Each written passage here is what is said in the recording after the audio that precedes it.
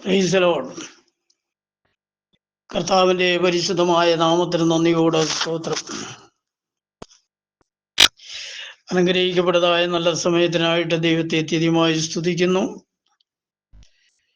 KCNDST അഥവാ യേശുക്രിസ്തുവിൻ്റെ പുതിയ നിയമരക്ഷയുടെ ഉപദേശം എന്ന ഈ വാട്സപ്പ് ഗ്രൂപ്പിൽ വീണ്ടും നിത്യജീവ മൊഴികൾ എന്ന വിശുദ്ധ പരമ്പരയിൽ കർത്താവിൻ്റെ മാറ്റമില്ലാത്ത വചനവുമായി ഒരു പ്രാവശ്യം കൂടെ കടന്നു വരുവാൻ സ്വർഗത്തിലെ ദൈവം എളിയവന് കൃപ നൽകിയത് കൊണ്ട് ദൈവത്തെ തീയതിയുമായി സ്തുതിക്കുന്നു. ഇന്ന് ഈ സമയത്ത് വചനം കേൾക്കുന്ന എല്ലാ പ്രിയപ്പെട്ടവരെയും ദൈവം ധാരാളമായി അനുഗ്രഹിക്കുമാറാകട്ടെ എന്ന് ആത്മാർത്ഥതയോടെ പ്രാർത്ഥിക്കുന്നു. ഈ ഗ്രൂപ്പിന്റെ അഡ്മിന്മാരായിരിക്കുന്ന ബഹുമാന്യ കർത്താവിന്റെ വിലയേറിയ ദാസന്മാർ, സംഘാടകരായിരിക്കുന്ന മറ്റ് പ്രിയപ്പെട്ടവർ, നിത്യേന ദൈവവചനം സംസാരിക്കുന്ന പ്രിയപ്പെട്ടവർ, ദൈവവചനം ശ്രദ്ധിക്കുന്ന എല്ലാ പ്രിയപ്പെട്ടവർക്കും കർത്താവായ യേശുക്രിസ്തുവിന്റെ നാമത്തിൽ ഒരിക്കൽ കൂടെ സ്നേഹവും വന്ദനവും അറിയിക്കുകയാണ്. ദൈവം എല്ലാവരെയും ധാരാളമായി അനുഗ്രഹിക്കുമാറാകട്ടെ. കഴിഞ്ഞ 2 എപ്പിസോഡുകളിലായി യേശുക്രിസ്തു തന്നെ പിതാവ് എന്ന വിഷയമാണ് സംസാരിക്കുവാനിടയായി തീർന്നത്. ഇന്നും അതേ വിഷയത്തിന്റെ 3-ാമത്തെ ഭാഗമാണ് സംസാരിക്കുവാൻ ആഗ്രഹിക്കുന്നത്. ഓരോ നാളുകൾ നമ്മെ വിട്ട് കടന്നു പോകും തോറും നമ്മുടെ പ്രിയന്റെ വരവ് അത്രത്തോളം നമ്മോട് അടുത്തുകൊണ്ടിരിക്കുന്നു എന്ന് നാം മനസ്സിലാക്കേണ്ടതാണ്. കർത്താവിന്റെ വരവ് നമ്മോട് അടുക്കും തോറും മനുഷ്യർ കർത്താവിനോട് അടുത്തു വരാതെ അകന്നു പോകുവാൻ തക്കവണ്ണം പല നിലകളിലുള്ളതായ വ്യാജ പ്രവർത്തനങ്ങളാലും വ്യാജ ഉപദേശങ്ങളാലും പിശാചും അവൻ്റെ അനുയായികളും വളരെ കിണഞ്ഞ് പരിശ്രമിച്ചു കൊണ്ടിരിക്കുന്നതായിട്ട് നമുക്ക് കാണുവാൻ കഴിയുകയാണ്. പല നിലകളിലുള്ളതായ വ്യത്യസ്തമായ വ്യാജ ഉപദേശങ്ങൾ ലോകത്തിൽ പ്രചരിപ്പിക്കുവാനായിട്ട് പിശാച് ശ്രമിച്ചു കൊണ്ടിരിക്കുകയാണ്. ദൈവവചനത്തിന്റെ നിർമ്മലമാകുന്ന യാഥാർത്ഥ്യങ്ങളെ ദുരുപയോഗം ചെയ്യുന്ന തരത്തിൽ ശത്രു പ്രവർത്തിച്ചു കൊണ്ടിരിക്കുന്നതായിട്ട് നമുക്ക് കാണുവാൻ കഴിയുന്നു. ഏക സത്യദൈവമാണ് എന്ന് വേദപുസ്തകത്തിന്റെ ആദിയോടന്തം നമ്മെ പഠിപ്പിക്കുമ്പോൾ ദൈവത്വത്തിൽ ഒന്നിലധികം വ്യക്തികളുണ്ടെന്നും ഏകദൈവത്തിൽ ബഹുത്വം ഉണ്ടെന്നും തൃത്വമാണ് ശരിയെന്നും യേശുക്രിസ്തു യഥാർത്ഥ ദൈവമല്ല എന്നും ഇങ്ങനെ വിവിധ നിലകളിൽ ഉപദേശങ്ങൾ പഠിപ്പിക്കുവാൻ മനുഷ്യൻ ശ്രമിക്കുന്നു. ഇത്തരത്തിലുള്ളതായ വ്യാജ സന്ദേശങ്ങൾ ലോകവ്യാപകമായി പിശാചും അവന്റെ അനുയായികളും വിളിച്ച് സംസാരിച്ചു കൊണ്ടിരിക്കുമ്പോൾ തിരുവചനത്തിന്റെ വസ്തുത എന്താണ് എന്ന് പരിശോധിക്കുക എന്നതാണ് നമ്മുടെ ലക്ഷ്യം. അതിനായിട്ട് നാം ചില വചനഭാഗങ്ങൾ ശ്രദ്ധിക്കുവാനായിട്ട് താല്പര്യപ്പെടുകയാണ്. കർത്താവ് എല്ലാവരെയും ധാരാളമായി അനുഗ്രഹിക്കുമാറാകട്ടെ. വളരെ പ്രാർത്ഥനയോടും ധ്യാനത്തോടും വചനം കേൾക്കുക എന്നുള്ളത് മാത്രമല്ല, തിരുവചനവുമായി ഈ വചനത്തെ നാം ശരിക്കും പരിശോധിച്ച് മനസ്സിലാക്കേണ്ടതും ആവശ്യമാണ് എന്ന് കർത്താവിൻ്റെ നാമത്തിൽ ഓർമ്മപ്പെടുത്തുവാൻ താല്പര്യപ്പെടുകയാണ്. സ്തോത്രം. ചില വേദഭാഗങ്ങൾ നമുക്ക് ചിന്തിക്കാം. മത്തായിയുടെ സുവിശേഷം 1-ാം അധ്യായത്തിൻ്റെ 20, 21, 22 വാക്യഭാഗങ്ങളാണ് പ്രാരംഭമായി വായിക്കുവാൻ ആഗ്രഹിക്കുന്നത്. ഇങ്ങനെയാണ്: ഇങ്ങനെ നനച്ചിരിക്കുമ്പോൾ കർത്താവിൻ്റെ ദൂതൻ അവന് സ്വപ്നത്തിൽ പ്രത്യക്ഷനായി, ദാവീദിന്റെ മകനായ യോസഫേ, നിന്റെ ഭാര്യയായ മറിയെ ചേർത്തുകൊള്ളുവാൻ ശങ്കിക്കേണ്ട. അവളിൽ ഉൽപ്പാദിതമായത് പരിശുദ്ധാത്മാവിനാലാകുന്നു. അവൾ ഒരു മകനെ പ്രസവിക്കും. അവൻ തൻ്റെ ജനത്തെ അവരുടെ പാപങ്ങളിൽ നിന്ന് രക്ഷിപ്പാനിരിക്കൊണ്ട് നീ അവന് യേശു എന്ന് പേരിടണം എന്ന് പറഞ്ഞു. കന്യക ഗർഭിണിയായി ഒരു മകനെ പ്രസവിക്കും. അവന് ദൈവം നമ്മോട് കൂടെ എന്ന അർത്ഥമുള്ള ഇമ്മാനുവേൽ എന്ന് പേർ വിളിക്കും. കർത്താവിൻ്റെ പരിശുദ്ധമായ നാമത്തിന് നന്ദിയോടെ സ്തോത്രം.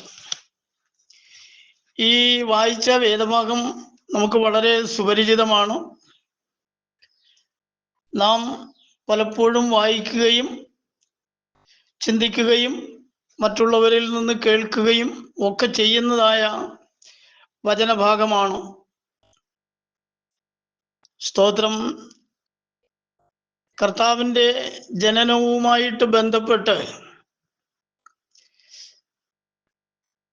കർത്താവിൻ്റെ ദൂതൻ സംസാരിക്കപ്പെട്ടതായ ഒരു വിഷയഭാഗമാണ് നമുക്കിവിടെ വായിക്കുവാനിടയായി തീർന്നത്. മറിയ യോസഫ് എന്ന ഒരു ദൈവപുരുഷന് വിവാഹ നിശ്ചയം കഴിച്ചിരുന്ന ഒരു കന്യകയാണ്. എന്നാൽ വിവാഹം നടക്കുന്നതിന് മുമ്പ് തന്നെ മറിയ ഗർഭവതിയായി എന്ന വിഷയം യോസഫ് അറിയുവാനിടയായി. യോസഫിന്റെ കാതുകളിൽ ഈ വർത്തമാനം എത്തിയപ്പോൾ അവൻ നീതിമാനാകൊണ്ടും സ്ത്രീക്ക് ലോക അപവാദം വരുത്തുന്നത് ഉചിതമല്ല എന്ന് ചിന്തിച്ചുകൊണ്ട് അവളെ ഗൂഢമായി ഉപേക്ഷിപ്പാനായിട്ട് താൻ തീരുമാനിച്ചതായിട്ടാണ് അതിനു മുൻപുള്ള ഭാഗങ്ങൾ വായിക്കുമ്പോൾ നമുക്ക് കാണുവാൻ കഴിയുന്നത്. അങ്ങനെ അവൻ ചിന്തിച്ചിരിക്കുമ്പോഴാണ് കർത്താവിൻ്റെ ദൂതൻ അവന് സ്വപ്നത്തിൽ പ്രത്യക്ഷനായത്. എന്നിട്ട് ദൂതൻ ദാവീദിന്റെ മകനായ യോസഫേ, നിന്റെ ഭാര്യയായ മറിയെ ചേർത്ത് കൊള്ളുവാൻ ശങ്കിക്കേണ്ട. അവളിൽ ഉൽപ്പാദിതമായത് പരിശുദ്ധാത്മാവിനാലാകുന്നു എന്നവനോട് പറഞ്ഞു. മറിയയ്ക്ക് ഇങ്ങനെ സംഭവിച്ചത് മാനുഷികമായിട്ടുള്ള ഒരു നിലയിലല്ല. അത് പരിശുദ്ധാത്മാവിനാലാണ് അവൾ ഗർഭവതിയായിരിക്കുന്നത് എന്ന് യോസഫിനോട് സ്വർഗത്തിലെ ദൂതൻ സംസാരിക്കുവാനിടയായി തീർന്നു. പിന്നീട് ദൂതൻ അവനോട് പറഞ്ഞത്, അവൾ ഒരു മകനെ പ്രസവിക്കും. അവൻ തൻ്റെ ജനത്തെ അവരുടെ പാപങ്ങളിൽ നിന്ന് രക്ഷിപ്പാനിരിക്കൊണ്ട് നീ അവന് യേശു എന്ന് പേരിടണം എന്ന് പറഞ്ഞു. അപ്പോൾ മറിയ ഒരു മകന് ജന്മം കൊടുക്കും. അവന്റെ ഒരു പ്രത്യേകത, അവൻ തൻ്റെ ജനത്തെ അവരുടെ പാപങ്ങളിൽ നിന്ന് രക്ഷിപ്പാനിരിക്കുന്നവനാണ്. സ്തോത്രം. തൻ്റെ ജനം എന്ന് പറയുമ്പോൾ ജനിക്കുവാൻ പോകുന്ന ഒരു കുഞ്ഞിന് ഇവിടെ ആരാണ് ജനം എന്നൊരു പക്ഷേ ചിന്തിക്കുന്നത് സ്വാഭാവികമാണ്. എന്നാൽ അതിൻ്റെ വസ്തുതകൾ നാം മനസ്സിലാക്കുമ്പോൾ ഇവിടെ നമുക്ക് കാണുവാൻ കഴിയുന്നത്, പാപങ്ങളിൽ നിന്ന് രക്ഷിപ്പാനിരിക്കൊണ്ട് നീ അവന് യേശു എന്ന് പേരിടണം എന്ന് പറഞ്ഞു. യേശു എന്ന പേരിൻ്റെ അർത്ഥം രക്ഷകൻ എന്നാണ്. അപ്പൊ രക്ഷകൻ എന്ന അർത്ഥമുള്ള യേശു എന്ന് പേരിടണമെന്ന് യോസഫിനോട് ദൂതൻ പറയുന്നതായിട്ടാണ് നമുക്കിവിടെ കാണുവാൻ കഴിയുന്നത്. യേശു യഥാർത്ഥത്തിൽ രക്ഷകനാണ്. പഴയ നിയമ പുസ്തകത്തിൽ 43-ാം അധ്യായത്തിന്റെ 11-ാമത്തെ വാക്യഭാഗം നമ്മൾ വായിക്കുമ്പോൾ, യെശയ്യാവിന്റെ പുസ്തകം 43-ന്റെ 11 വായിക്കുമ്പോൾ അവിടെ രേഖപ്പെടുത്തിയിരിക്കുന്നത്, ഞാൻ തന്നെ യഹോവ, ഞാനല്ലാതെ ഒരു രക്ഷിതാവുമില്ല എന്നവിടെ കാണുവാൻ കഴിയുന്നു. അപ്പോ മനുഷ്യകുലത്തെ രക്ഷിക്കുവാൻ യോഗ്യനായ ഒരേ ഒരുവൻ മാത്രമേ ഉള്ളൂ. ആ രക്ഷകൻ യഹോവയായ ദൈവമാണ് എന്ന് യഹോവ പ്രവാചകൻ മുഖാന്തരം സംസാരിക്കുന്നതായിട്ടാണ് നമുക്കവിടെ കാണുവാൻ കഴിയുന്നത്. അത് യെശയ്യാ പ്രവാചകന്റെ പുസ്തകത്തിൽ തന്നെ പലയിടങ്ങളിൽ യഹോവ എന്ന രക്ഷകനെ സംബന്ധിച്ച് പറഞ്ഞിരിക്കുന്നത് നമുക്ക് പഠിക്കുവാൻ കഴിയുന്നുണ്ട്. പുതിയ നിയമത്തിലേക്ക് വരുമ്പോൾ അപ്പോസ്തലപ്രവൃത്തി 4-ാം അധ്യായത്തിന്റെ 12-ാമത്തെ വാക്യഭാഗത്തിൽ അവിടെ വിശുദ്ധ പത്രോസ് അപ്പോസ്തലൻ പരിശുദ്ധാത്മാവ് നിറവോടെ സംസാരിച്ച ഒരു വിഷയമാണ്, മറ്റൊരുത്തനിലും രക്ഷയില്ല, നാം രക്ഷിക്കപ്പെടുവാൻ ആകാശത്തിന്റെ കീഴിൽ മനുഷ്യരുടെ ഇടയിൽ നൽകപ്പെട്ട ഒരേ ഒരു നാമം, അത് യേശു ക്രിസ്തുവിന്റെ നാമമാണ് എന്ന് വിശുദ്ധ പത്രോസ് അപ്പോസ്തലൻ സംസാരിക്കുന്നത് നമുക്ക് കാണുവാൻ കഴിയുന്നു. അപ്പം പഴയ നിയമത്തിൽ നമ്മൾ കാണുന്നു യഹോവയാണ് ഏക രക്ഷകൻ. അങ്ങനൊരു രക്ഷകൻ പരിശുദ്ധാത്മാവിന്റെ നിയോഗത്താൽ മറിയയുടെ ഉദരത്തിൽ ശിശുവായി പിറക്കുവാൻ പോകുന്നു എന്ന് ദൂതൻ വിളിച്ചു പറഞ്ഞു. ആ രക്ഷകനെ സംബന്ധിച്ച് വിശുദ്ധ പത്രോസ് അപ്പോസ്തലൻ പരിശുദ്ധാത്മാ നിറവോടെ പറഞ്ഞത്, മറ്റൊരുത്തനിലും രക്ഷയില്ല, നാം രക്ഷിക്കപ്പെടുവാൻ ആകാശത്തിന്റെ കീഴിൽ മനുഷ്യരുടെ ഇടയിൽ നൽകപ്പെട്ട ഒരേ ഒരു നാമം മാത്രമേ ഉള്ളൂ. ആ നാമം യേശു എന്ന നാമമാണ്. പിന്നീട് അതിൻ്റെ 22-ാമത്തെ വാക്യഭാഗത്തിൽ ദൂതൻ പറഞ്ഞിരിക്കുന്നത് ഇങ്ങനെയാണ്, കന്യക ഗർഭിണിയായ ഒരു മകനെ പ്രസവിക്കും. കന്യക ഗർഭിണിയായ ഒരു മകനെ പ്രസവിക്കുക എന്നത് മാനുഷികമാകുന്ന നിലയിൽ അസാധ്യമായ ഒരു കാര്യമാണ്. കന്യക എന്ന് പറയുമ്പോൾ പുരുഷ സ്പർശമേൽക്കാത്ത ഒരു സ്ത്രീ അല്ലെങ്കിൽ ഒരു യുവതി എന്ന് നമുക്ക് മനസ്സിലാക്കുവാൻ കഴിയുന്നു. അങ്ങനെയുള്ളതായ ഒരു വ്യക്തി ഗർഭവതിയാകുക എന്ന് പറയുന്നത് മാനുഷികമായി സങ്കല്പിക്കുവാൻ പോലും കഴിയാത്ത ഒരു കാര്യമാണ്. എന്നാൽ ഇവിടെ സംഭവിച്ചിരിക്കുന്നതായ കാര്യം പരിശുദ്ധാത്മാവിനാലാണ് ഈ സംഭവം നടക്കുന്നതായിട്ട് നമുക്ക് കാണുവാൻ കഴിയുന്നത്. പരിശുദ്ധാത്മാവ് ദൈവമാണ്, ദൈവം ആത്മാവാണ്. ആത്മാവ് ഒന്ന് മാത്രമേ ഉള്ളൂ, ഒന്നിലധികം ആത്മാക്കൾ ഇല്ല എന്ന് തിരുവചനം വളരെ വ്യക്തമായിട്ട് പഠിപ്പിക്കുന്നു. അപ്പോ ദൈവമാകുന്ന അഥവാ പരിശുദ്ധാത്മാവാകുന്ന ആ സ്തോത്രം ദൈവം ഇവിടെ പറഞ്ഞിരിക്കുന്നത്, സ്തോത്രം, അവൻ രക്ഷകനായി ഈ ലോകത്തിലേക്ക് വരുവാൻ സ്തോത്രം ആഗ്രഹിച്ചിരിക്കുകയാണ്. സ്തോത്രം, അങ്ങനെ കന്യക ഗർഭിണിയായ ഒരു മകനെ പ്രസവിക്കും. അവന് ദൈവം നമ്മോട് കൂടെ എന്നർത്ഥമുള്ള ഇമ്മാനുവേൽ എന്ന് പേർ വിളിക്കും. അപ്പോ ജനിക്കപ്പെടുന്നതായ ശിശു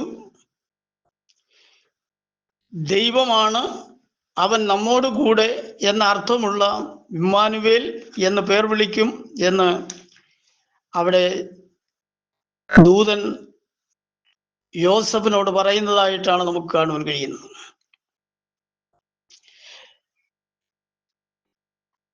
കർത്താവ് പ്രവാചകൻ മുഖാന്തരമായിട്ട്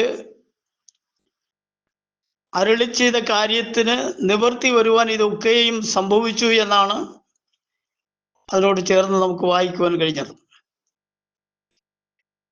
ലൂക്കോസിന്റെ സുവിശേഷത്തിലേക്ക് വരുമ്പോൾ, ലൂക്കോസിന്റെ സുവിശേഷം 1-ാം അധ്യായത്തിന്റെ 35, 36, 37 വേദഭാഗങ്ങൾ വായിക്കുമ്പോൾ അതിന് ദൂതൻ പരിശുദ്ധാത്മാവ് നിന്റെ മേൽ വരും, അത്യുന്നതന്റെ ശക്തി നിന്റെ മേൽ നിഴലിടും, ആകയാൽ ഉദ്ഭവിക്കുന്ന വിശുദ്ധ പ്രജ ദൈവപുത്രൻ എന്ന് വിളിക്കപ്പെടും. നിന്റെ ചാർച്ചക്കാരത്തി എലിസബത്തും വാർദ്ധക്യത്തിൽ ഒരു മകനെ ഗർഭം ധരിച്ചിരിക്കുന്നു. മച്ചി എന്ന് പറഞ്ഞു വന്നവൾക്ക് ഇത് 6-ാം മാസം. ദൈവത്തിന് ഒരു കാര്യവും അസാധ്യമല്ലല്ലോ എന്ന് ഉത്തരം പറഞ്ഞു. പ്രിയ ദൈവമക്കളെ, ഇവിടെ ദൂതൻ സ്തോത്രം മറിയയോട് സംസാരിക്കുന്ന ഒരു ഭാഗമാണ് നമുക്ക് വായിക്കുവാൻ കഴിഞ്ഞത്. മറിയയെ ദൂതൻ വന്ദനം ചെയ്തിട്ട് അവൾ ഭാഗ്യവതിയാണെന്നും അവൾ ഗർഭവതിയായ ഒരു മകനെ പ്രസവിക്കുമെന്നും ഒക്കെയുള്ളതായ വിവരങ്ങൾ ദൂതൻ മറിയയോട് സംസാരിക്കുമ്പോൾ മറിയ ദൂതനോട് പറഞ്ഞത് ഇങ്ങനെയാണ്: ഞാൻ പുരുഷനെ അറിയായികയാൽ എനിക്കിതെങ്ങനെ സംഭവിക്കും എന്ന് മറിയ ദൂതനോട് ചോദിക്കുമ്പോൾ അതിന് ദൂതൻ കൊടുത്ത മറുപടി, പരിശുദ്ധാത്മാവ് നിന്റെ മേൽ വരും, അത്യുന്നതന്റെ ശക്തി നിന്റെ മേൽ നിഴലിടും, അങ്ങനെ ഉദ്ഭവിക്കുന്ന വിശുദ്ധ പ്രജ ദൈവപുത്രൻ എന്ന് വിളിക്കപ്പെടും എന്ന് പറഞ്ഞു. പുത്രൻ എന്ന് വിളിക്കപ്പെടുമെങ്കിലും അവൻ സ്തോത്രം യഥാർത്ഥമായി പരിശുദ്ധാത്മാവിനാൽ ജനനം പ്രാപിച്ച ഒരു വിശുദ്ധ പ്രജയാണ് എന്ന് ദൈവവചനത്തിലൂടെ കാണുവാൻ കഴിയുന്നു. നിന്റെ ചാർച്ചക്കാരത്തി എലിസബത്തും വാർദ്ധക്യത്തിൽ ഒരു മകന് ഗർഭം ധരിച്ചിരിക്കുന്നു. മച്ചി എന്ന് പറഞ്ഞു വന്നവൾക്ക് ഇത് 6-ാം മാസമാണ്. ദൈവത്തിനൊരു കാര്യവും അസാധ്യമല്ലല്ലോ എന്ന് ഉത്തരം പറഞ്ഞു. പ്രിയമുള്ള ശ്രോതാക്കളെ, നമ്മുടെ ദൈവത്തെ കൊണ്ട് അസാധ്യമായി ഒന്നുമില്ല. പല കാര്യങ്ങളും ദൈവത്താൽ അസാധ്യമാണെന്ന് ചിലർക്കൊക്കെ ധാരണയുണ്ടെങ്കിലും ദൈവവചനം പഠിപ്പിക്കുന്നത് അങ്ങനെയല്ല. ദൈവത്തിന് അസാധ്യമായിട്ടുള്ളതൊന്നുമില്ല. സ്തോത്രം. ദൈവത്തിന് സ്തോത്രം സ്വർഗത്തിലായിരിക്കുമ്പോൾ തന്നെ ഭൂമിയിൽ നിൽക്കുവാൻ അവന് കഴിയും. സ്തോത്രം. അവന് ഒരു സ്ത്രീയിൽ ജനിക്കുവാനും അവന് കഴിയും. അതുകൊണ്ട് സംശയിക്കേണ്ടുന്ന കാര്യമില്ല. മറിയയിൽ ഉൽപ്പാദിതമായിരിക്കുന്നത് പരിശുദ്ധാത്മാവിനാലാണ്. പരിശുദ്ധാത്മാവിനാൽ ആണ് എന്ന് പറയുമ്പോൾ പരിശുദ്ധാത്മാവ് ദൈവമാണ്. ആ ദൈവം തന്നെയാണ് മറിയയിലൂടെ ഇവിടെ ജാതനായിരിക്കുന്ന ശിശു എന്ന് വളരെ വ്യക്തമായിട്ട് നമുക്ക് പഠിക്കുവാൻ കഴിയുന്നു. സ്തോത്രം. അപ്പോ ദൈവം എന്ന് പറയുമ്പോൾ സർവശക്തനായ ദൈവം സകല സൃഷ്ടികളുടെയും പിതാവാണ് എന്ന് വളരെ വ്യക്തമായിട്ടും വേദപുസ്തകം പഠിപ്പിക്കുന്നു. സകല സൃഷ്ടാവായ സകലത്തിൻ്റെയും ഉടയവനായ സകലത്തിൻ്റെയും പിതാവായ ആ ഏക സത്യ ദൈവമാണ് ഒരു മനുഷ്യനായി ലോകത്തിലേക്ക് പിറക്കുവാനിടയായി തീർന്നത്. അതങ്ങനെ സംഭവിക്കേണ്ടുന്നതിൻ്റെ ആവശ്യകത ലോകത്തിലുള്ളതായ സകല മനുഷ്യനും പാപം ചെയ്ത് ദൈവത്തിൽ നിന്നും അകന്നു പോയപ്പോൾ ദൈവത്തിൽ നിന്നും അകന്നുപോയതായ തൻ്റെ മക്കളെ ദൈവത്തോട് അടുപ്പിക്കുവാൻ ലോകത്തിലെ ഒരു ശക്തികൾക്കും വ്യക്തികൾക്കും സാധ്യമാകാതിരുന്നപ്പോൾ ദൈവം തന്നെ ആ ദൗത്യം നിറവേറ്റുവാൻ ലോകത്തിലേക്ക് കടന്നു വന്നു എന്നാണ് ദൈവവചനത്തിലൂടെ നമുക്ക് പഠിക്കുവാൻ കഴിയുന്നത്. സ്തോത്രം. അതുകൊണ്ട് സകലത്തെയും സൃഷ്ടിച്ച സൃഷ്ടാവായ സർവശക്തിയുള്ള ദൈവമായ കർത്താവ് തന്നെയാണ് പുത്രത്വം സ്വീകരിച്ച് ലോകത്തിലേക്ക് വന്നത് എന്ന് ദൈവവചനം വളരെ വ്യക്തമായി പഠിപ്പിക്കുന്നു. തിരുവചനം തെറ്റുകൂടാതെ പഠിക്കുവാൻ കഴിയണമെങ്കിൽ സർവശക്തനായ ദൈവത്തിൽ ദൈവത്വവും മനുഷ്യത്വവും ഒരുപോലെ ഉള്ളടക്കം ചെയ്തിരിക്കുന്നു എന്ന കാര്യം നാം മനസ്സിലാക്കി പഠിക്കേണ്ടത് ആവശ്യമാണ്. എങ്കിൽ മാത്രമേ നമുക്ക് ദൈവത്തെക്കുറിച്ച് തെറ്റുകൂടാതെ പഠിക്കുവാനായിട്ട് കഴിയുകയുള്ളൂ. സ്തോത്രം. ദൈവം സ്ത്രീയുടെ സന്തതിയായി വെളിപ്പെട്ടു എന്ന് നമുക്ക് മനസ്സിലാക്കുവാൻ കഴിയുന്നു. അത് സ്തോത്രം അവൻ മുൻകൂട്ടി പ്രസ്താവിച്ചിട്ടുള്ളതായിട്ടും നമുക്ക് പഠിക്കുവാൻ കഴിയുന്നുണ്ട്. കാലസമ്പൂർണതയിൽ സ്ത്രീയുടെ സന്തതിയായി അവൻ ഭൂമിയിൽ ജനിച്ചു. സ്തോത്രം.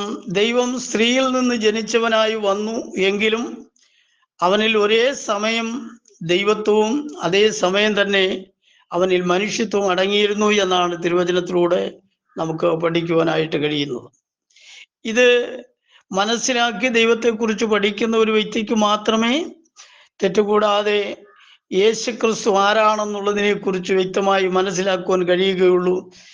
ഇത് മനസ്സിലാക്കുവാൻ കഴിയാത്ത വ്യക്തികൾ യേശുവിനെ വെറും കേവലം മനുഷ്യനായിട്ടോ പുത്രനായിട്ടോ അല്ലെങ്കിൽ സ്വതന്ത്രം മറ്റേതെങ്കിലും അവതാരമായിട്ടോ ഒക്കെ കാണുവാൻ കഴിയും. പക്ഷേ ദൈവം യഥാർത്ഥത്തിൽ മനുഷ്യത്വം സ്വീകരിച്ച് ലോകത്തിലേക്ക് വന്നവനാണ് യേശു ക്രിസ്തു എന്ന് ദൈവവചനം വളരെ വ്യക്തമായി പഠിപ്പിക്കുന്നു.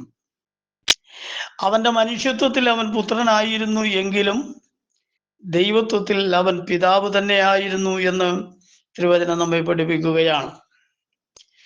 യോഹന്നാന്റെ സുവിശേഷം 8-ാം അധ്യായത്തിന്റെ 40-ാമത്തെ വാക്യഭാഗം വായിക്കുമ്പോൾ അവിടെ രേഖപ്പെടുത്തിയിരിക്കുന്നത് ഇങ്ങനെയാണ്: എന്നാൽ ദൈവത്തോട് കേട്ടിട്ടുള്ള സത്യം നിങ്ങളോട് സംസാരിച്ചിരിക്കുന്ന മനുഷ്യനായ എന്നെ നിങ്ങൾ കൊല്ലുവാൻ നോക്കുന്നു. അബ്രഹാം അങ്ങനെ ചെയ്തില്ലല്ലോ എന്ന് കർത്താവ് അബ്രഹാമിന്റെ സന്തതികളായ യഹൂദന്മാരോട് സംസാരിക്കുന്നതായിട്ടാണ് നമുക്ക് കാണുവാൻ കഴിയുന്നത്. പിന്നീട് കർത്താവ് പറയുന്നത്, നിങ്ങളുടെ പിതാവിന്റെ പ്രവൃത്തികളെ നിങ്ങൾ ചെയ്യുന്നു എന്ന് പറഞ്ഞു. അവനോട് ഞങ്ങൾ പരസംഗത്തിൽ ജനിച്ചവരല്ല, ഞങ്ങൾക്കൊരു പിതാവേ ഉള്ളൂ, ദൈവം തന്നെ എന്നവർ യേശുവിനോട് പറയുകയാണ്. ഞങ്ങൾ പരസംഗത്തിൽ ജനിച്ചവരല്ല, ഞങ്ങൾക്ക് ഒരു പിതാവേ ഉള്ളൂ, അത് ദൈവമാണ് എന്ന് ഇവർ പറയുന്നതായിട്ട് കാണുവാൻ കഴിയുന്നു. അതിന്റെ കാരണം കർത്താവ് പറഞ്ഞു, നിങ്ങളുടെ പിതാവിന്റെ പ്രവൃത്തികളെ ചെയ്യുന്നു എന്ന് പറഞ്ഞാൽ പിശാചിന്റെ പ്രവൃത്തികളെയാണ് നിങ്ങൾ ചെയ്യുന്നത് എന്ന് കർത്താവ് അവരോട് പറഞ്ഞു. അപ്പോഴാണ് പറഞ്ഞത്, ഞങ്ങളുടെ പിതാവ് ദൈവമാണ്, ഞങ്ങൾക്കത് ആ ഒരു പിതാവ് മാത്രമേ ഉള്ളൂ എന്ന് പറയുവാനിടയായത്. പിന്നീട് അവിടെ നമ്മൾ വായിക്കുന്നത്, യേശു അവരോട് പറഞ്ഞത്, ദൈവം നിങ്ങളുടെ പിതാവ് എങ്കിൽ നിങ്ങൾ എന്നെ സ്നേഹിക്കുമായിരുന്നു. ദൈവം നിങ്ങളുടെ പിതാവ് ആയിരുന്നു എങ്കിൽ നിങ്ങൾ എന്നെ സ്നേഹിക്കുമായിരുന്നു എന്ന് പറഞ്ഞതിൻ്റെ ആശയം എന്താണ്? നിങ്ങളുടെ പിതാവെന്ന് പറയുന്ന ദൈവം തന്നെയാണ് ഞാൻ. അങ്ങനെ നിങ്ങൾ അവനെ അറിഞ്ഞിരുന്നു എങ്കിൽ എന്നെ സ്നേഹിക്കുമായിരുന്നു. അപ്പൊ നിങ്ങൾ നിങ്ങളുടെ ദൈവത്തെ അറിഞ്ഞിട്ടില്ല, നിങ്ങളുടെ പിതാവിനെ അറിയുന്നില്ല എന്നാണ് കർത്താവ് അവരോട് പറഞ്ഞത്. ഞാൻ ദൈവത്തിന്റെ അടുക്കൽ നിന്ന് വന്നിരിക്കുന്നു, ഞാൻ സ്വയമായി വന്നതല്ല, അവൻ എന്നെ അയച്ചതാണ് എന്ന് പറഞ്ഞാൽ, സർവശക്തനായ ദൈവം തൻ്റെ ദൈവത്വത്തിൽ തൻ്റെ മനുഷ്യത്വത്തെ ജഡത്തിൽ ഈ ലോകത്തിലേക്ക് വരുവാൻ അയച്ചു എന്നുള്ളതാണ് ദൈവവചനം നമ്മെ പഠിപ്പിക്കുന്നത്. അവൻ ജഡത്തിൽ വെളിപ്പെട്ടു വന്നവനാണ്. എന്നാൽ ജഡത്തിൽ വെളിപ്പെട്ടു വന്നവൻ സർവശക്തിയുള്ള ദൈവമായ കർത്താവ് അല്ലെങ്കിൽ സകല സൃഷ്ടിയുടെയും പിതാവാണ് എന്ന് തിരുവചനം നമ്മെ പഠിപ്പിക്കുന്നു.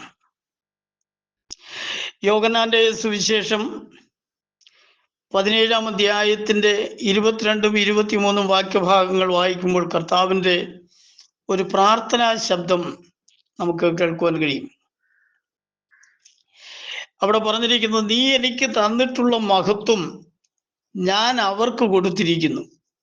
പറഞ്ഞാൽ തെരഞ്ഞെടുക്കപ്പെട്ട തൻ്റെ മക്കൾക്ക് കൊടുത്തിരിക്കുന്നു എന്നുള്ളതാണ് അവിടെ രേഖപ്പെടുത്തിയിരിക്കുന്നത്. പിന്നീട് നമ്മൾ അവിടെ കാണുന്നു, നീ എന്നെ അയച്ചിരിക്കുന്നു എന്നും നീ എന്നെ സ്നേഹിക്കുന്നത് പോലെ അവരെയും സ്നേഹിക്കുന്നു എന്നും ലോകം അറിയുവാൻ നാം ഒന്നായിരിക്കുന്നത് പോലെ അവരും ഒന്നാകേണ്ടതിന് ഞാൻ അവരിലും നീ എന്നിലുമായി അവർ ഐക്യത്തിൽ തികഞ്ഞവരായിരിക്കേണ്ടതിന് തന്നെ എന്ന് കർത്താവ് പറയുന്നതായിട്ട് കാണുവാൻ കഴിയുന്നു. സ്തോത്രം. ഇവിടെ കർത്താവ് പറഞ്ഞിരിക്കുന്നു, നീ എന്നെ അയച്ചിരിക്കുന്നു എന്ന്, നീ എന്നെ സ്നേഹിക്കുന്നത് പോലെ അവരെയും സ്നേഹിക്കുന്നു എന്നും ലോകം അറിയുവാൻ നാം ഒന്നായിരിക്കുന്നത് പോലെ എന്ന് പറഞ്ഞാൽ, പിതാവും പുത്രനും ഒന്നായിരിക്കുന്നത് പോലെ, യേശുവും പിതാവും ഒന്നായിരിക്കുന്നത് പോലെ അവരും ഒന്നായിരിക്കേണ്ടതിന് ഞാൻ അവരിലും നീ എന്നിലുമായി അവർ ഐക്യത്തിൽ തികഞ്ഞവരായിരിക്കേണ്ടതിന് തന്നെ എന്ന് കർത്താവോട് പറഞ്ഞിരിക്കുന്നതായിട്ട് കാണുവാൻ കഴിയുന്നു. എന്ന് പറഞ്ഞാൽ യേശുവും പിതാവും ഒന്ന് തന്നെയാണ് എന്ന് വളരെ വ്യക്തമാകുന്ന ഒരു വചനഭാഗമാണ് നമുക്കിവിടെ കാണുവാൻ കഴിയുന്നത്. കൊലോസ്യ ലേഖനം 2-ാം അധ്യായത്തിന്റെ 9-ാമത്തെ വാക്യഭാഗം വായിക്കുമ്പോൾ, അവനിലല്ലോ ദൈവത്തിന്റെ സർവ സമ്പൂർണതയും ദേഹരൂപമായി വസിക്കുന്നത്. കർത്താവായ യേശു ക്രിസ്തുവിൽ ദൈവത്തിന്റെ സർവ സമ്പൂർണതയും ദേഹരൂപമായി വസിക്കുന്നു എന്നാണ് നമുക്ക് ഇവിടെ ഈ വാക്യത്തിലൂടെ വിശുദ്ധ പൗലോസ് ഓർമ്മപ്പെടുത്തുന്നത്. കർത്താവ് ജഡത്തിൽ വെളിപ്പെട്ടു വന്നവനാണ്. ജഡത്തിൽ അവൻ വസിക്കുന്നു, അവൻ ജഡത്തിൽ നിൽക്കുന്നു എങ്കിലും ദൈവത്തിൻ്റെ പൂർണ്ണമായ അവസ്ഥയെ അവൻ ശരീരത്തിൽ വഹിക്കുന്നതായിട്ട് നമുക്ക് കാണുവാൻ കഴിയുന്നു. അവനിലല്ലോ ദൈവത്തിൻ്റെ സർവസമ്പൂർണതയും ഏകരൂപമായി വസിക്കുന്നത്. കൊലോസ്യ 1-ന്റെ 15-ാമത്തെ വാക്യഭാഗം വായിക്കുമ്പോൾ അവിടെ നമുക്ക് കാണുവാൻ കഴിയുന്ന ഒരു കാര്യം, അവൻ എന്ന് പറഞ്ഞിരിക്കുന്നത് യേശു ക്രിസ്തുവിനെ സംബന്ധിച്ചാണ്. അവൻ അദൃശ്യനായ ദൈവത്തിൻ്റെ പ്രതിമയും സർവ സൃഷ്ടിക്കും ആദ്യജാതനുമാകുന്നു എന്നവിടെ രേഖപ്പെടുത്തി കാണുവാൻ കഴിയുകയാണ്. അദൃശ്യനായ ദൈവത്തിൻ്റെ പ്രതിമ എന്നാൽ നമുക്ക് കാണുവാൻ കഴിയാത്ത ആത്മാവും അദൃശ്യനുമായ ദൈവത്തിൻ്റെ ഒരു ദൃശ്യരൂപമാണ് യേശു ക്രിസ്തുവിലൂടെ നമുക്ക് കാണുവാൻ കഴിയുന്നത്. അവൻ സർവ സൃഷ്ടിക്കും ആദ്യജാതനാകുന്നു എന്നാണ് രേഖപ്പെടുത്തിയിരിക്കുന്നത്. എന്ന് പറഞ്ഞാൽ ഒരു സൃഷ്ടികളും ഇവിടെ ഉണ്ടാകുന്നതിന് മുമ്പേ അവൻ ഉണ്ടായിരുന്നു എന്നാണ് തിരുവചനത്തിലൂടെ നമുക്ക് കാണുവാൻ കഴിയുന്നത്. സകല സൃഷ്ടിക്കും ആദ്യജാതൻ എന്ന് പറയുമ്പോൾ കർത്താവായ യേശു ക്രിസ്തു ജഡത്തിൽ വെളിപ്പെട്ട് ലോകത്തിലേക്ക് വരുന്നതിനെ സംബന്ധിച്ചുള്ളതായ സർവശക്തനായ ദൈവത്തിൻ്റെ ഹൃദയത്തിൽ ഉണ്ടായിരുന്ന ആ ചിന്തയെയാണ് ആദ്യജാതൻ എന്ന നിലയിൽ ഇവിടെ രേഖപ്പെടുത്തി നമുക്ക് കാണുവാൻ കഴിയുന്നത്. അവൻ ജഡത്തിൽ വെളിപ്പെട്ട് ലോകത്തിലേക്ക് വരുന്നതിനെ സംബന്ധിച്ച് ലോകത്തിൽ ഒരു സൃഷ്ടികളും ഉണ്ടാകുന്നതിന് മുമ്പ് തന്നെ ദൈവം ആത്മാവായി ഏകനായി സ്തോത്രം സ്വർഗത്തിലും സ്വർഗാദി സ്വർഗങ്ങളിലും അടങ്ങാത്തവനായി നിലകൊള്ളുമ്പോൾ തന്നെ ഭാവിയിൽ സംഭവിക്കുവാൻ പോകുന്ന സകല കാര്യങ്ങളെക്കുറിച്ചും അറിയാമായിരുന്ന സർവശക്തനായ ദൈവം ഭൂമിയിൽ സംഭവിക്കുവാൻ പോകുന്നതായ സംഭവവികാസങ്ങൾക്ക് സ്തോത്രം താൻ ഒരു മനുഷ്യത്വം സ്വീകരിച്ച് ലോകത്തിലേക്ക് കടന്നു വന്ന് സകലവിധ പ്രശ്നങ്ങൾക്കും പരിഹാരം വരുത്തുകയും അന്ത്യമായി നടത്തേണ്ടിയിരിക്കുന്ന ന്യായവിധിയും തൻ്റെ മനുഷ്യത്വത്തിൽ നടത്തേണ്ടത് ആവശ്യമാണ് എന്ന് ദൈവം കണ്ടുകൊണ്ട് സ്തോത്രം ദൈവത്തിൻ്റെ ഹൃദയത്തിൽ അഥവാ ദൈവത്തിൻ്റെ മനക്കോട്ടയിൽ ഉണ്ടായ ഒരു ചിന്തയാണ് മനുഷ്യനായ ലോകത്തിലേക്ക് വരിക എന്നുള്ളത്. അങ്ങനെ അവൻ മനുഷ്യനായി ലോകത്തിലേക്ക് വരുവാനിടയായി തീർന്നു. അതുകൊണ്ട് അവൻ അദൃശ്യനായ ദൈവത്തിൻ്റെ ദൃശ്യമായ പ്രതിമയും സർവ്വ സൃഷ്ടിക്കും ആദ്യജാതനുമാകുന്നു എന്ന് കാണുവാൻ കഴിയുന്നു. സർവശക്തനായ ദൈവം തന്നെ മനുഷ്യത്വം സ്വീകരിച്ച് ലോകത്തിലേക്ക് വരുന്നതിന് വേണ്ടിയുള്ളതായ ചിന്തയെയാണ് ആദ്യജാതൻ എന്ന് രേഖപ്പെടുത്തിയിരിക്കുന്നത്. അല്ലാതെ അങ്ങനൊരു ജനനം ഒന്നും നടന്നിട്ടില്ല എന്നുള്ളതായ കാര്യവും നമ്മൾ മനസ്സിലാക്കണം. അത് കർത്താവിൻ്റെ ചിന്തയിലുണ്ടായിരുന്ന വിഷയമാണ്. കൊരിന്ത്യർക്ക് എഴുതിയ 2-ാമത്തെ ലേഖനം 4-ാം അധ്യായത്തിന്റെ 4-ാമത്തെ വാക്യഭാഗത്തിൽ ഇങ്ങനെ രേഖപ്പെടുത്തിയിരിക്കുന്നു: ദൈവപ്രതിമയായ ക്രിസ്തുവിന്റെ തേജസ്സുള്ള സുവിശേഷത്തിന്റെ പ്രകാശനം ശോഭിക്കാതിരിപ്പാൻ ഈ ലോകത്തിന്റെ ദൈവം അവിശ്വാസികളുടെ മനസ്സ് കുരുടാക്കിയിരിക്കുന്നു. സ്തോത്രം. ദൈവപ്രതിമയാണ് ക്രിസ്തുവിന്റെ തേജസ്സുള്ള സുവിശേഷം. അത് മറ്റുള്ളവരിൽ പ്രകാശം പരത്താതിരിക്കേണ്ടതിന്, അത് ശോഭിക്കാതിരിക്കേണ്ടതിന് ഈ ലോകത്തിൻ്റെ ദൈവമായിരിക്കുന്ന പിശാച് അവിശ്വാസികളുടെ മനസ്സ് കുരുടാക്കി. ദൈവത്താൽ തിരഞ്ഞെടുക്കപ്പെട്ട ദൈവമക്കളുടെ ഹൃദയത്തിൽ ഈ സത്യം അവൻ ഗ്രഹിപ്പിച്ചു കൊടുക്കുകയും അവിശ്വാസികൾക്ക് ഈ സത്യം മനസ്സിലാക്കുവാൻ കഴിയാതെ വണ്ണം അവിശ്വാസികളുടെ മനസ്സ് ശത്രുവാകുന്ന പിശാച് കുരുടാക്കി കളഞ്ഞു എന്ന് തിരുവചനത്തിലൂടെ കാണുവാൻ കഴിയുന്നു. അങ്ങനെ പിശാച് ചില ഹൃദയങ്ങളെ കുരുടാക്കി കളഞ്ഞത് കൊണ്ടാണ് ദൈവം ഏകനല്ല എന്ന് ചിലർ വാദിക്കുന്നതും, യേശുക്രിസ്തു ദൈവമല്ല എന്ന് വാദിക്കുന്നതും, ദൈവത്തിൽ തന്നെ 3 ആളത്വമുണ്ടെന്ന് വാദിക്കുന്നതും, ഇങ്ങനെ വിവിധ നിലകളിലുള്ളതായ വ്യാജോപദേശങ്ങൾ ലോകത്തിൽ പ്രചരിപ്പിക്കുന്നതിന്റെ കാരണം അവിശ്വാസികളുടെ ഹൃദയം കുരുടായിപ്പോയി. ഈ ലോകത്തിന്റെ ദൈവമായ പിശാച് അഥവാ സാത്താൻ അവരുടെ മനസ്സ് കുരുടാക്കി കളഞ്ഞിരിക്കുന്നു. അവർക്ക് സത്യം ഗ്രഹിക്കുവാൻ കഴിയുന്നില്ല. നമ്മുടെ ദൈവം ആരെന്നറിയുവാൻ അവർക്ക് കഴിയുന്നില്ല. യേശു ദൈവമാണെന്ന് വിശ്വസിക്കുവാൻ അവർക്ക് കഴിയുന്നില്ല. യേശുവിനെ പിതാവെന്ന് പറയുവാൻ അവർക്ക് മനസ്സ് വരുന്നില്ല. ഇതെല്ലാം ശത്രുവാകുന്നവൻ ഈ അവിശ്വാസികളായിരിക്കുന്ന മറ്റ് വ്യാജോപദേശങ്ങൾ പഠിപ്പിക്കുന്ന, കർത്താവിൻ്റെ പരിശുദ്ധാത്മാവ് പെന്തക്കോസ്ത് നാളിലാണ് ഉപദേശം പഠിപ്പിച്ചത്. പെന്തക്കോസ്ത് നാളിൽ പരിശുദ്ധാത്മാവ് നൽകിയ ഉപദേശത്തിന് വിപരീതമായിട്ട് മറ്റൊരു ഉപദേശം ദൈവം ഇതുവരെയും ലോകത്തിന് നൽകിയിട്ടില്ല.